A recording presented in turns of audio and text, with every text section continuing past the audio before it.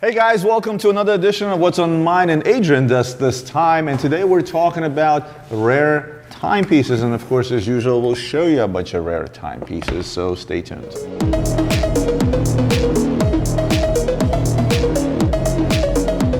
So guys, it's our weekly theme video, and week in and week out, me and Adrian sit down and say, well, what do we want to talk about today? Oftentimes we have a hard time coming up with ideas. Oftentimes we have a hard time coming up with a theme, but eventually we get it together with the help of our CMO, Avi, who gives us a bad idea, and then we in turn come up with a good idea after. It's funny how that works. There are no bad ideas out there. One good thing is a good thing is going to stick. So I asked Adrian, I said, let's talk about rare pieces, right? And he said, well, what are we going to do? We're just going to show a bunch of limited stuff and so on and so forth. And my response is that, how about we define what rare pieces are and what a rare timepiece means to you, what a rare timepiece means to me. And in a lot of the cases, yourself, myself, as well as all the viewers out there and collectors, a lot of different people tend to define rare pieces in a different manner. It's not necessarily a limited edition. It's not necessarily something that's super expensive. It's not necessarily something that's really even popular. Or in some cases, it is something that's so popular that it becomes rare. And I'm going to start by, as usual, bringing out examples. And I'm going to let you go first. And I'm going to let you go with... Let's start with the frosted. A watch that is not limited. It is limited. This one in particular is limited. This is limited to 200 pieces. It is limited, but it doesn't say like one of 200. This one says, so this one will actually say on the back, limited of 200 pieces. So limited, it's not numbered like the older. So it's like not number one. By the way, they did away with that lately, I noticed, because people were like, well, I want number 6, or I want number 5, or I want number 8. Obviously, number 8 used to fetch bigger values for the Asian market. It got crazy. But so here's a modern watch, a very modern watch. The watch came out, what, 2 years ago? 2.5 A few years ago. So look, we just described rare pieces, and by rare pieces, Roman had mentioned there could be a limited edition such as this Royal Oak Frosted Purple. There could be limited production, which we don't really know what the production numbers are. There could be something rare. Let's talk about this one in particular. And this is the one that represents a modern watch that is in true limited edition. Only 200 in the world. Right. So this is a very interesting piece. The Frosted, when it first came out in general, was one of those things that nobody really understood what it was. Right. It was kind of like, well, what is this? At first when they released it, I actually thought they were diamonds. A lot of people. This thing is so wrapped up, and I'm not unwrapping it because Natalie will kill me. We don't like to scratch them, but yeah, I literally thought that they were little diamonds until I actually found out that it's a frosting and it's a type of engineering that they do into the case. Which they literally just knock a bunch of little holes in it. It's pretty impressive. So when this watch first dropped, it was so off the beaten path of what AP did, right? But then it kind of caught on, and obviously during the hype and the bull run of the Royal Oak market, this one I saw in a matter of a year go from 120,000 to upwards of 350. Yeah, well, the retail out of the gate was expensive. It's an expensive retail. It is an expensive retail. And the purple one is the best selling because of the purple dial. Right, and oddly enough, when that watch first came out, I was not a fan. I'm like, what is this purple monster, right? Pun intended. Yeah. And we got one, and I was like, okay. Then we got another one, and I'm like, okay. And then by the third one, I actually did fall in love with this watch. But this is a pure example where a collector will consider a rare watch based on the numbers produced. And based on the numbers produced that are actually known, i.e. this is a limited edition, there's 200 of them, there won't be any less, there won't be any more. Yep. And when they produce 200, odds are the first few pieces never see the light of day. They will do like a number 0, they'll keep one for themselves, they'll give a few to VIPs. So if you have a limited edition of 200 pieces, odds are about 175 will actually make it out on the market. So this is pretty straightforward, and for those that consider a rare watch to be just that, a limited edition, then this is the watch for you. However, if let's just stick to the Audemars theme for now, and then we'll jump into. Well, how about the one I'm wearing, right? Now, the question becomes: so what I'm wearing is a 5402 in yellow gold, the original Royal Oak designed by Genta in 1972. It's yellow gold version, and in my mind, this is rarer than this. Right? Although odds are they probably made more than 200. We don't know how many were made. We know they weren't mass produced because remember when the Royal Oak came out in 1972, especially debuting. There wasn't a wait list at the boutique. It was a flop. Sure. It was a flop because it wasn't the gold that came. It was the steel that came out. Everybody was like, why are you charging this much for a stainless steel watch? What is the story with the first luxury sports watch, right? He revolutionized the market and it was kind of a flop. So they didn't make many of it because of that. But if I had to guess, more of these were made than these. But why do I consider that rarer than the next? And I'll explain. This is how I look at things. Looking at a watch going back 50 years, they just celebrated their 50th anniversary, right? When you go back 50 years and you look at a watch, back 50 years ago, especially if you're talking about steel watches, most of those things were tool watches. And a lot of them simply got destroyed. Some people have thrown out their old Rolexes because they just like beat them to crap and there was no coming back and it was cheaper to buy a new one. Yeah, when my dad had a pawn shop in Atlantic City, he mentioned how many Royal Oaks and how many possibly even Paul Newmans that he melted. Yeah, for gold, right? So a lot of these didn't really survive. Those that did survive, odds are if somebody had this watch for such a long time, that's not a watch that's ever going to see the light on market because it probably carries a sentimental value. It's something that's, if they haven't sold it in the first 5 to 10 years, odds are that client will never sell it. So to me, historically, iconically, to me, this is a more rare watch than this particular Purple Monster, as I dubbed it, because of the fact that this is an uber collectible, but it doesn't have a number that's a limited edition. You can find pieces that are more collectible than others within the watch. For example, if you're talking about the steel, if you're talking about a steel version, obviously the one that's most coveted is the A serial, which is the first one. Then it goes B, C, and all the way out to D, right? So yes, the D is going to be less collectible than the A, but in reality, they're all just as collectible and they are extremely rare due to the fact they're that old. It's like finding a 50-year-old car, right, in decent shape that's still working. I found a 50-year-old guy right next to me. I'm 47. All right, take it easy. Take it easy. I'm not quite there. Let's get into something that is super off the beaten path. And yes, I'm going to pull out a 𝗕 𝗬𝗎, right? So this 𝗕 𝗬𝗎, an extremely complicated watch, an extremely expensive watch. The original retail on this watch was somewhere around $650,000. I think we'll have it on the website under $200,000 for sale. I'm going to try to wind it. Maybe you guys can actually hear it because the minute repeater is absolutely insane. This is let me show it to you first. This is a minute repeater tourbillon, and it is a piece unique. A lot of the times here, guys, we buy watches because of the expertise and experience that we have over time. We can sometimes eyeball something and put a value on it. Now, a lot of the times we'll take something like that and we'll go off MSRP, right? Well, we'll also go to complications. This is a very complicated watch. Just the same or similar watches in the range of that. Now, when we bought this watch, if you want to talk about rare, how about we couldn't find anything about this watch?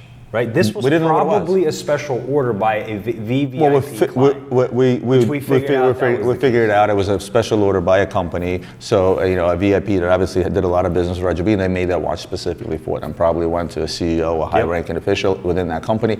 And here's the beauty of it. 600 and change retail? Probably, yeah. Selling it sub 200,000. Yeah. And now you're saying, well, wait a minute. Here's a watch that's piece unique. It's a tourbillon. It's a minute repeater. It's a skeleton. It's a beautiful, beautiful watch. But yet it's selling at a third of its price. Is it a rare watch or not? Again, depends on how you look at things. There's guys out there that specifically want to collect piece uniques, right? But the fate of a lot of the piece uniques, especially in, I don't want to call them B brands. I'm going to call them brands that are less popular than others, at the very current moment, right? Because back when I started, 𝗕 𝗬𝗎 was extremely popular, right? Along with Frank Mueller and others that we have forgotten about a long time ago, right? Although 𝗕 𝗬𝗎 did have a huge turnaround over the last few years. I think they've done a wonderful job and they finally picked themselves up that many years later, post like the old closeouts once Richmond bought them over. But a piece unique in everybody's mind should be like, oh my God, that's the rarest of them all. It's one of a kind. I would be the only person in the world to have them. And you have a group of clients that love that. I have clients that the only thing they ever buy is piece uniques. So every single watch in their collection, and these guys have a multitude of watches in their collection, every one of them is a 101. One of one, piece unique, one of one, piece unique, right? And to them, this is as rare as it gets. Whereas someone like myself, I tend to go backwards and say, oh my God, I have the Royal Oak A serial number 2, the one that went for Phillips for like, I think it fetched 1.3, 1.4 million. To me, that would be the ultimate rarest piece, even though they made a lot of them, but it was the number 2 piece and the number 1 is in the museum. So to me, it was like, that's the rare piece, where to most people say, well, wait a minute, they made one, they will never make another one again, therefore this is the rarest. The downside to some of these rare pieces, these piece uniques, is usually they will carry, they're usually made in a high complication. So in a case like this, it's a minute repeater tourbillon. It wouldn't pay for any company, be it 𝗕 𝗬𝗎, Rolex, or anybody else, it wouldn't pay for them to create a piece unique that's a time-only watch. Yep. Because if they're going to take the time and the effort to create one watch, odds are that watch is going to be north of $500,000, sometimes even more. unless they're doing stuff for charity, like the Only Watch auction and things like that. And even those are pretty complicated pieces because they want to get the bidding up. Yeah, I mean, they just did it for AP with the chronograph. Again, They're able to do it. For them, it's a marketing Yep. thing. For them, it's a write-off. And for most collectors out there, they just go ape crazy for it. And they took a popular model and they did what they did. But with that said, if you're talking about piece uniques, odds are they're going to be extremely expensive because it doesn't pay for the company to make a time-only watch. Hence, this thing carried a retail of $630,000. Downside is that then they tend to get heavily discounted, and you might ask why. And I'll explain, and I'll show another example while I'm here. Here's a watch that you guys have seen around before. Again, sorry, this thing is all kinds of wrapped up. But here's a Girard-Perregaux, piece unique, fully baguette, triple bridge tourbillon. Again, a complicated watch, and on top of that, full baguettes. The minute you start adding precious stones onto watches, especially complicated watches, the retail price skyrockets. This retails for $1.650, so $1,650,000. And it's selling at about 1/4 of its price. Again, piece unique, one of a kind. You would think, oh my God, this thing should be $5 million. Well, there's a lot that goes into that. And the biggest issue is the following, and I'll give you the secret. I would rather, as a dealer, have a watch that's a limited edition of 200 pieces, like the Purple Frosted, than a limited edition of 5. And the reasoning behind that is because you have to understand, in order for a market to be created on any product, be it a car, be it a watch, whatever it is, there still has to be enough of them out there trading hands for that market to be created. Because the market we're talking about is the secondary market. The primary market doesn't really set the market. It's the secondary market that will set that market. Whether somebody's reselling a brand new watch or whether somebody's reselling a pre-owned watch. But the market is set when there's a multitude of these same pieces that have traded hands multiple times. And mathematically, a piece unique, which is one of, well, maybe you'll trade hands 5 times. Yeah. Like this, I know this particular watch, we're the 3rd person to have this. So it traded hands 3 times. Yeah, where there's transparency in the market, there's consumer confidence. And that's a lot of the times why somebody is trigger shy to pull the trigger on a big purchase because they don't really know if that's the right price. But if there's a market for it, you'll know within a certain margin if it's the right price or not. And that's just what it comes down to. And that, ladies and gentlemen, still does not make these not rare pieces.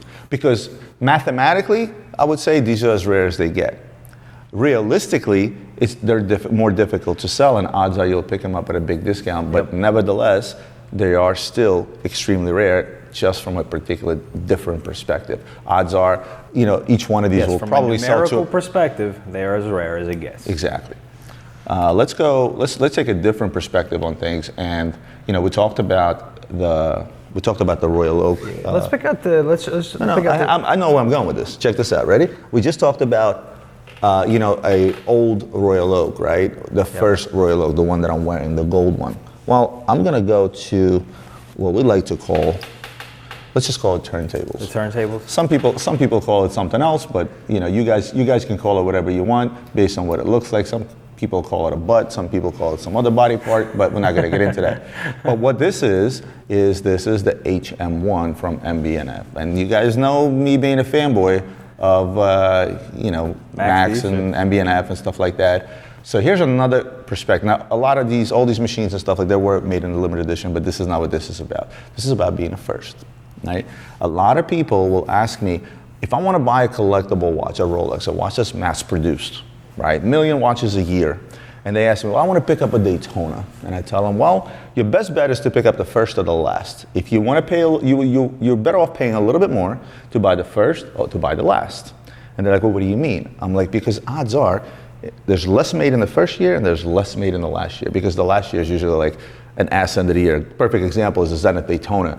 They officially discontinued them in 2001, which was an A serial, but then they have movements left over. So the first quarter of P serial of Rolex Daytona still had the Zenith movement, right? Up to a certain serial range. Last watch, first watch. Well, guess what? To talk about vintage and MB&F is... But the problem with Rolex is you don't know when they're going to start and stop. No, that's past. Once you already know.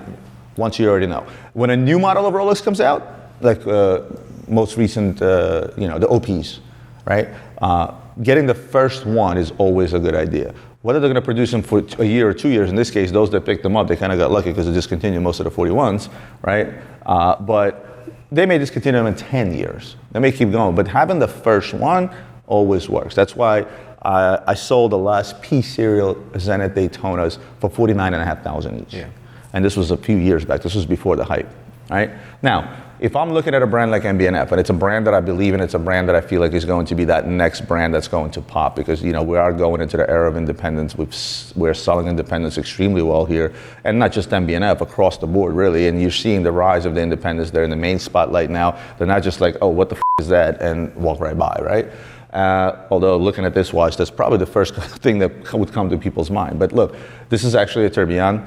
The HM1, so you have MB&F that has the horological machines and the legacy machines, right? Yeah. The two most collectible and rare watches in my mind when it comes to MB&F are going to be the LM1 and the HM1 that you see here. We actually had an LM1, but I think we sold it, right? We had the Rose LM1, right? And it doesn't matter this was a limited edition of X. It doesn't matter what it is. It's really the first. And if this brand is here to stay, and I think Max has proven pretty well that he is here to stay, picking up an HM1, to my mind, also becomes a rare watch because it is his first horological machine. And wearing one of these bad boys is a whole different ballgame. Look at that. It's, believe it or not, even it wears a lot better than it looks. It actually wears very, very comfortable. Yeah. It is a top-heavy watch, and again, when you have this on your wrist, you want to talk about a conversation starter. It's crazy. You want to pick one? It looks like you could shoot laser beams on your wrist. You want to pick like one? This.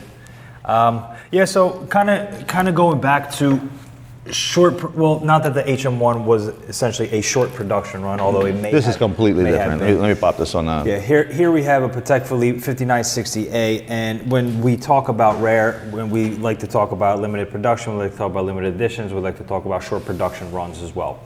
So a 5960, to my knowledge, was a 1 year production run. A little less, they say, like maybe around 9 months. Maybe even a little less. Let's call it 1 year. So that is the reason that the black dial is so valuable on the market in comparison to the white dial. Although the white dial has really come up in popularity, come up in price, and people are really seeing the value behind essentially a Patek Philippe Complication annual calendar chronograph, stainless steel, that's trading for almost half the price of a Nautilus. More than half the price of a Nautilus at the peak, right? So here we have a black dial, and this is one of those watches that I like because I know that if you're wearing this watch or I'm wearing this watch, I probably won't walk into a room with another person wearing it. 99.9% of the time you will not. Yeah. So, which brings up the next point, if we're talking about what actually is rare. If me or Adrian told you that they made 400 of these, would be lying. Nobody knows how many of them were made. You have to be probably part of the Stern family to know that. They will never release that information, rightfully so, I wouldn't either. But we do know that this watch was a very short run, less than a year, and therefore we can sort of calculate saying, oh, Patek makes this many a year and so many of these models, so many of those models. Even if you just split the models evenly down the line, odds are there was a few hundred of them made worldwide, and then they stopped. On top of that, the model itself is discontinued. The 5960 in stainless steel is no longer made. So this watch actually brings up two topics. Picking up a watch that is no longer made, that is a popular watch from a big brand such as Patek Philippe, doesn't get any bigger than that. And at the same token, looking for those limited runs. The perfect example I like to bring up is when Rolex did the sub, the one with the extra 6, the 1666600 with the extra 0 at the end. They experimented with a certain surgical steel, didn't go, it did it for 9 months, and that's it, that watch was done. Same concept here, except a little bit more expensive. And I'll put it this way, as a dealer, you want to talk about rare, what's another definition of rare to me is that when I have a good client that wants to purchase a watch, and he wants to purchase that watch from me. What happened to the pillow? I have the pillow. Oh, thank you. And he wants to purchase that watch from me, and I cannot find it. We had this watch before the hype, we had this watch a couple of years back. A friend of a friend reached out from the Middle East. They wanted the watch. I didn't have the watch. I knew who had the watch. He pointed me to the guy that had the watch. I didn't make any money on it. I said, look, I'll just do a pass-through transaction as a favor. Got the watch from the guy I knew, sent it to him. And then he asked me to find another one. And I couldn't. And I couldn't. And that's a pretty good definition of rare when you get out on the market and you try to find something that just isn't physically there, or it is and people are not willing to sell.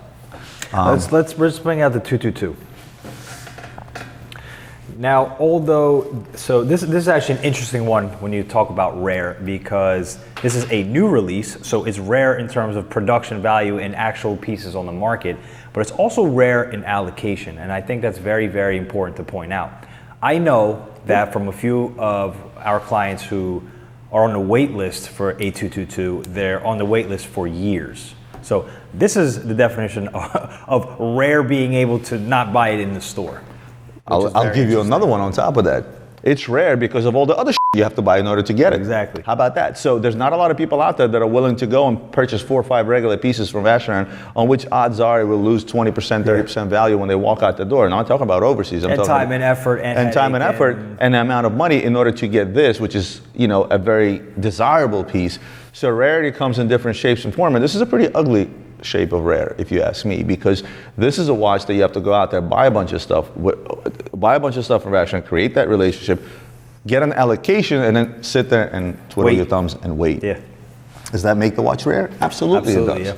Rare and allocation. What does Adrian always say? To go back to mathematics, Adrian always says the same thing. Not just for Vacheron. This isn't about Vacheron. Any allocated piece. He says, take the stuff that you seemingly will have to buy, add it all up, figure out how much is it really going to be worth when it's all said and done. Odds are, if you add it all up, it will still be more money than if you go out in the secondary and pay a premium. Or buy it on the secondary market, wear it, enjoy it, because that's essentially what we're all here for, right? Exactly. To actually enjoy our watches. And then if you get the allocation, sell one off. Definitely, I'm glad you brought this up. Definitely a good look at, you know, a different angle, a different shape of rare, right? Yeah. And as you guys are seeing, the theme of this video is that, you know, there's lots of definitions to rare, and it all, I think, comes down to the same thing, is that what is really rare to you, and how do you define rare? But we wanted to give you options. But wait. Hey, look, you could even say Panda There's Daytona more. is rare. You know, it's rare in allocation, right? There's a million of them on the market, but your chances of getting one at MSRP is very rare, if not impossible. Slim to none. Yeah. I mean, the spending history that some guys have, that most of the guys that get Daytonas at retail are the guys that walk into a prominent store. They have a humongous spending history, both on jewelry and watches. And it's just like the salesperson was like, oh, well, here's the Daytona. But odds are those guys get that Daytona and they just gift it to somebody because it's not their speed. I'm gonna go backwards and I'm gonna go to a watch, which is a hard sell, right? And I'm going something with this, Adrian, so I know you gave me that look. So here's a very old Audemars Piguet integrated bracelet. Don't ask me what this model is, but this is your typical late 70s, early 80s model, Tony Montana watch, if you want to call it. This is what was popular in the early 80s. These are the, no, it's not that far back. These are the type of watches your father melted in his Atlantic City pawn shop, right? So, but now the Khanjar, for those that don't know, is the logo of the Sultanate of Oman, the country Oman, and the late Sultan Qaboos, may he rest in peace, the one that has passed away, had a humongous relationship with a multitude of watch companies and Asprey of London. And a lot of the things that everything that he's ever ordered for the Sultanate of Oman, and he ordered it for the people, right? He gave them out as gifts to people that even swept floors, right? And it would literally be, every single piece would have some sort of a variation of a logo. In the earlier days, they would put it on the dials. In the later days, they would put it in the back of the watch. I have a Sky Dweller blue that has the Oman logo in the back. And really, it's a laser engraving that pretty much anybody can do, but the way you can tell is if you look at the card from Rolex, the current card, it actually says Sultan of Oman. Now, these are no more. The new Sultan is not doing that. So anytime you get a piece that has that logo on there, it makes it extremely, extremely rare. However, this is not a popular watch. This is a watch I think we're selling in the mid-teens, right? Where a regular one of these would probably be around 10 grand, and the one with the Oman logo is maybe about 30, 40, 50% more, right? Depending on the type of variation. However, you get into something what I have in this box. This is when something this rare, and this is very rare, there's maybe a handful of these out there, becomes rare on steroids because you add the name Rolex on it. The minute you add the name Rolex onto this watch, the minute that Khanjar logo is on the dial. Looks like you just opened a treasure chest. I know. Well, because this is a period correct box. It doesn't look literally glowing. You know what most people do with this box? Do it again.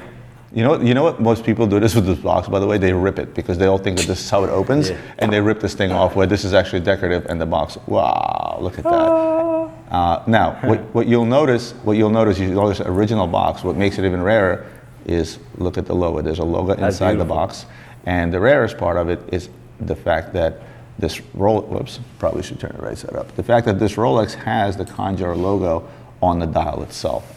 There's no current production Rolexes that have a logo on a dial, and they've stopped away from it. It's in red, and it's the Khanjar logos today for modern Rolex are going to be in the back here. What makes this watch even rarer is the fact that this is NOS.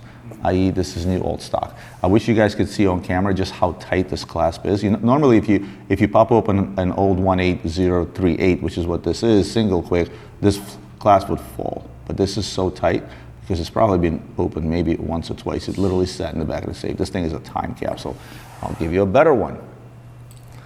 If I pull this out and show you, show you the goodies that it comes with. And the best part about this watch is not only does it come with the correct punched Rolex papers, and punched is important because otherwise people just write this stuff in.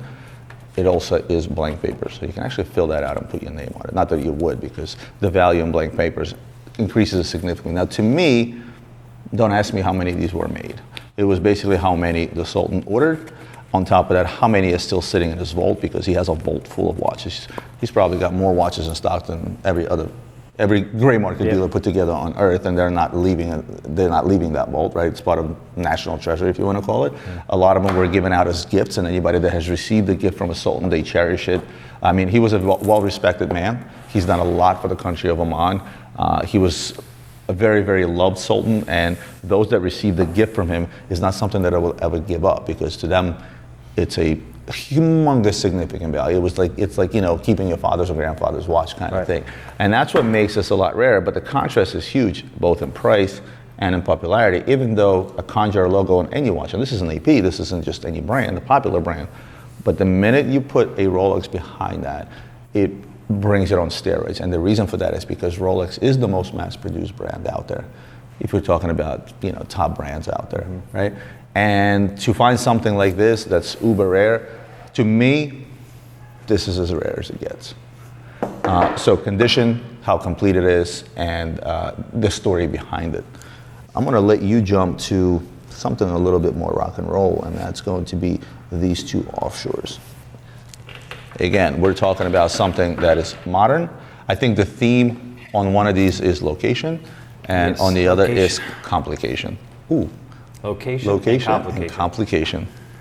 All right, so going back to Audemars Piguet, as you know, as we all know, they love doing limited production pieces, and they do them for region, they do them for boutique, they do them for athletes, they do them for events. And here we actually have two limited editions for the country of Japan. And if I stand correct, it might be for, I don't remember the name of the boutique, it's not Ginza, but anyway, we have a limited edition platinum offshore 44 millimeter, and then we have the Royal Oak Chrono Tourbillon, actually offshore, limited to 20 pieces. So if we're talking about location, right, this is another one that can actually work both ways, right? For those that are local to the region, i.e. Japanese in this case, right, for them, it would be a hell of a, now this is this is limited edition to 20, and this is limited edition to 20, right? Yep. They're both limited edition to 20. So some may think, oh my God, I really need to have this because I live in Ginza, Osaka, or wherever I live, right? Or Tokyo. And they're gonna say, well, this is my hometown watch, this is what I want, and it's gonna make it more desirable for a local. But you'd be surprised in how many cases that's not the case. That's not the case at all. It's usually, believe it or not, these pieces are usually more popular outside of their region. Correct. Because they're so inaccessible to somebody in Africa or Asia, or be it European Union or United States. So oftentimes we find that it's not the people that are local to the region to which this was made, but rather the people that are outside of that region to which these pieces are that much less accessible. And that's really what it comes down to. So location, geographical rarity, we'll dub this. We're getting a lot of terms out of this. Yeah. Geographical, mathematical rarity, old rarity, allocation rarity. Allocation rarity, oh my God, it's a lot of rarity. So geographical rarity is what these pieces are about. And again, as I said, surprisingly enough, it's just not something that the locals are more interested in those outside of that region. It's like the more something you can't have, the more it becomes desirable. I'm gonna flip the script and I'm gonna go to, can we go grailable retail? Like grailable. Yeah, 3700 and a 5402. So if you want, all right next to each other. So if you want to, that's a good shot right there. Which one? Oh, 5402 and 3700. I mean, if you want to talk about Genta would if you want, wait, where am I going? Here, no. Let's do this. So if you want to talk about Genta classics next to each other, here's a 3700 Nautilus, which was made a few years later. I'd love to ask him what his favorite one was. Would you say he would say the Royal Oak? I'd probably say the Royal Oak, because the Royal Oak is what started with. That was the whole first luxury sports watch thing, and everything else kind of piggybacked off of it. The Ingenieur, obviously the Nautilus and things of that nature. So I'm going to throw the 3700, and the 3700, we're not going to spend much time talking about it, with the exception of the fact that both this and this is also a grail. I've already had everything I had to say about the firsts and the iconic pieces that are out there. But there's such a thing that me and Adrian, actually it was you, Adrian, that dubbed the term grailable, right? Meaning when people say, oh my God, that's my grail, oh my God, that's my grail.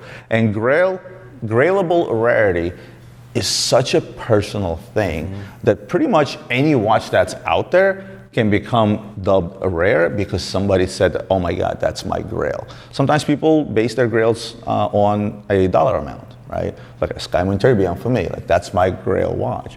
Of course, I haven't gotten to a point where I can get myself to spend that kind of money on a single watch because to me it's 3 college educations, 3 houses for my kids, and then some, 3 weddings, right? Yeah. So it's one of those things where a lot of the times it's the money, but a lot of the times, again, it's the rarity. And in this case, I'm gonna talk about the 25th anniversary of the Royal Oak Tourbillon in the no crown case, where the crown is actually, you guys can see that it's a little wrapped up. The crown is right up there. For a lot of people, mind you, this is a watch when it came out 25 years ago, it was whatever, people bought them. Again, the retail prices were much cheaper. People bought them, sometimes even at a discount if somebody got a chance to buy them because there wasn't that Royal Oak hype back then. And then when they got them, most of the people that bought one of those 25 pieces, they kept them because odds are their cost basis wasn't crazy. And when they start seeing these pieces go on auction at 400,000 plus, that's when it's like, oh my God, I paid like 50 grand for this thing because the retail was 100 something or whatever else. And they quickly realized that they were sitting on a grail watch, on a super rare watch, once they see a watch like this come to light, like at the 50th anniversary auction from Philips, and they're like, oh my God, this is so rare. So this is that grailable unknown rarity where you didn't really know how rare something was until you see it come to light, because again, there's only 25 of them, so it's not like one came to light every other week. And that's really where I think that particular piece sits. I'd like to talk about, it's funny when we pulled these out because we had a very basic definition of rare was, and now as we talk about the watches, we find more rare things about them. So here's something rare that I didn't even think about a few watches in here. Rare in terms of complication and what the watch can do. Oh, so I know where you're going with this. Let's pull out 3 watches here all at once. We're gonna pull out the Audemars Piguet Michael Schumacher lap timer. Let me guess, the Genghis Khan? Yeah, actually that's a good one. We're gonna pull out the 𝗕𝗏𝗄 Grand Blue. Yes.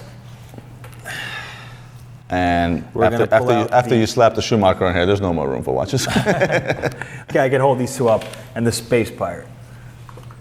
Now, Roman, in regards to complications, you can talk. I can talk about the lap timer. It's very rare that you have a watch that lapse times. Right. That's really all there. You mean times lapse? Times lapse. Lapse times? Lapse times, yeah. Okay. Yeah. So look, we discussed chronographs, we discussed a lot of things here, right? And again, all of these are rare because they're all limited editions. This is a limited edition of 30, this is a limited edition of, I don't remember, it says in the back. It's 221. 221, Yeah. This was, and that signifies something for Schumacher. Here's something else that's rare. I'll give you something real else that's rare that I didn't even think about. Is that this is the first time that I can recall a watch having a limited edition number in correlation to its retail price. $221,000 retail. Look at that. 221,000 pieces left. I'll give you one. You ready? Uh-oh. Damn, I thought I had something. MC12.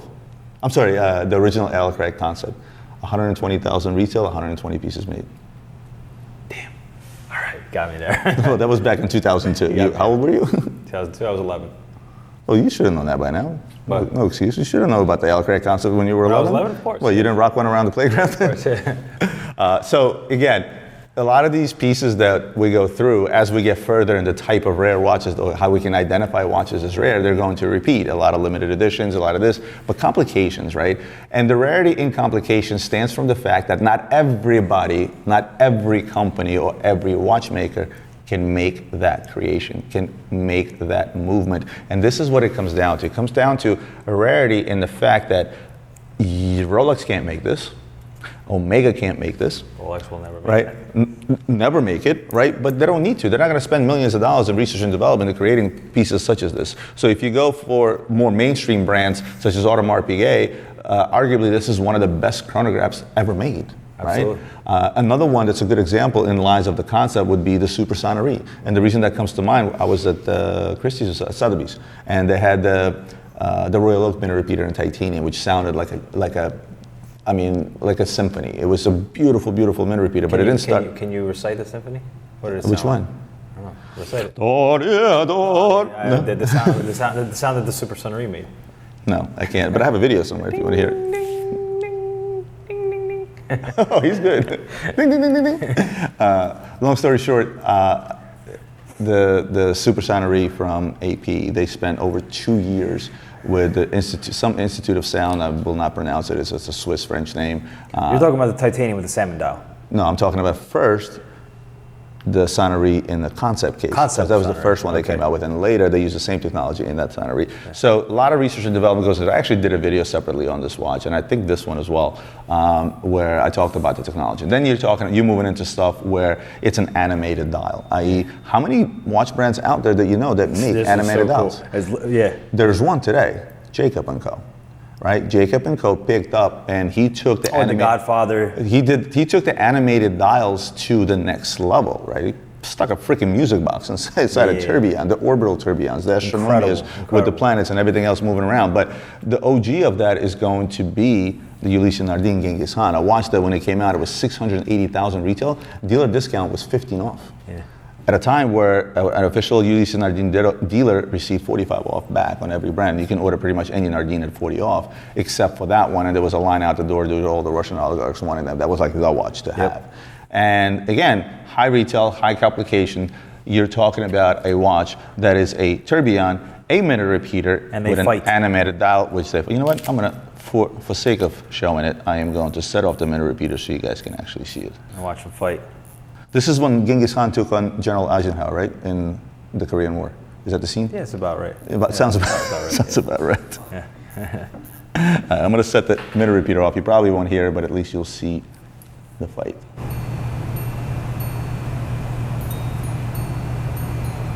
So cool.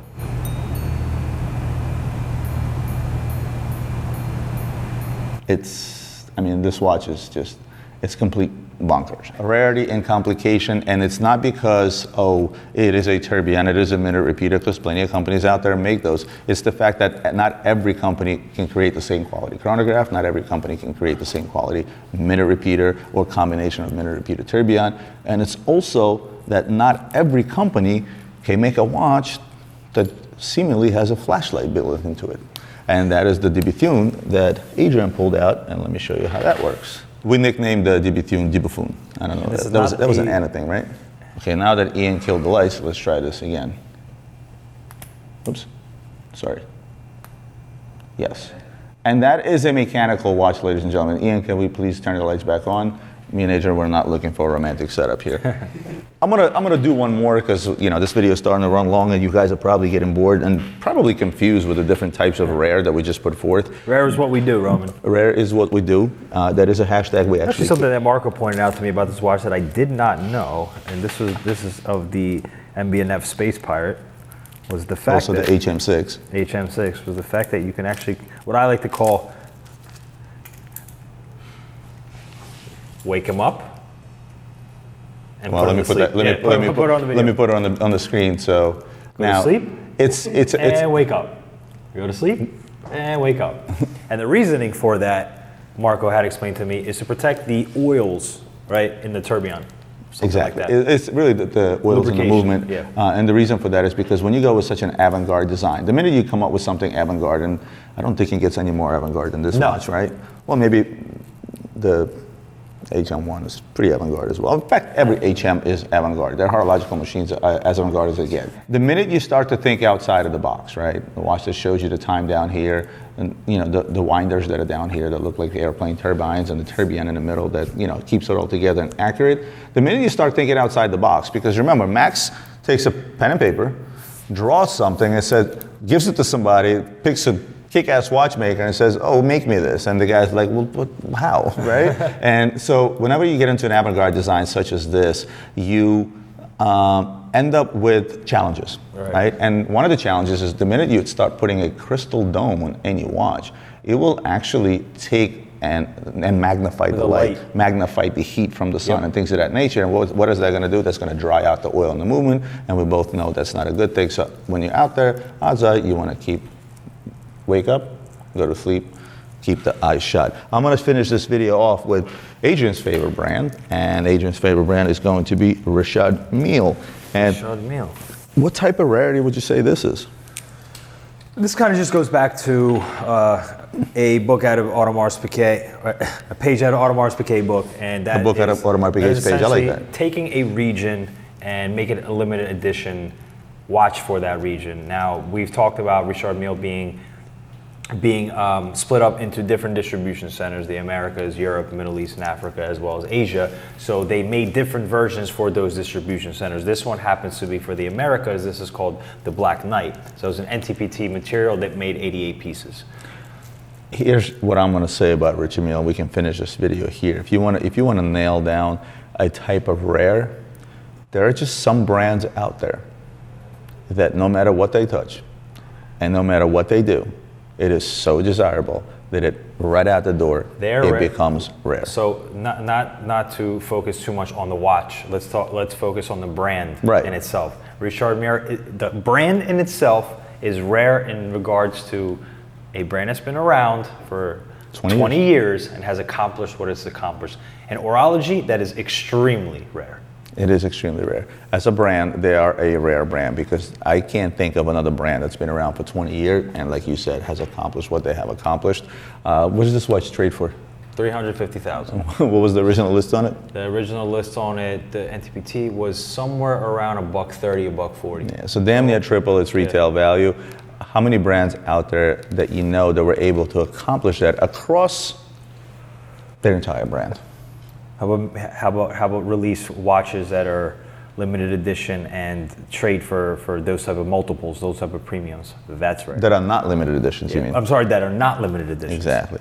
So guys, look, I know that the idea behind this video was to sort of identify what is rare, and just when you thought, well, we're just going to show you a bunch of limited stuff and tell you, oh, this is rare and this is rare, that's not what this video is all about. This video was about getting you to think of what is actually rare to you, because what's rare to me may not necessarily be rare to Adrian. And there are facets and levels and different avenues of looking at a watch and doubling as rare. It really depends on what sings to you. It really depends on what you identify as rare. At the end of the day, it's the same thing I've always said. You buy what you like first and foremost. And if it's on your wrist and it sings to you and you absolutely love it, and that's a watch that's rare to you, but it may not be rare to your neighbor. So guys, thank you for tuning in. Appreciate it. We'll see you on the next week's theme. We're going to have to come up with a good one. As always, yes.